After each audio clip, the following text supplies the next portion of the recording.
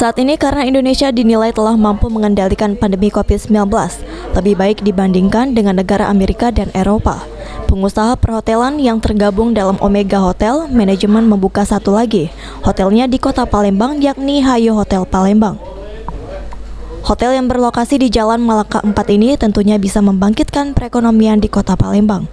Pemilik Hayo Hotel by Cordella, Indah Alex mengatakan, walaupun saat ini masih pandemi COVID-19, namun sudah mulai landai. Apalagi saat ini kita berada di level yang tidak terlalu mengkhawatirkan. Tapi tetap protokol kesehatan dijaga, tidak menyurutkan bagi para pemilik uang untuk membuka usahanya di berbagai daerah.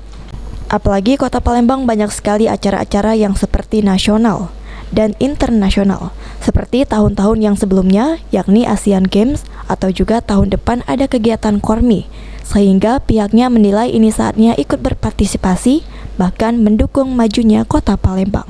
PPKM ini sudah longgar, saya rasa bagus sekali sih.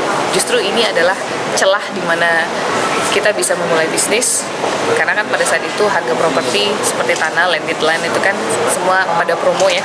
Jadi untuk bisnismen pastinya ini kesempatan besar seperti itu.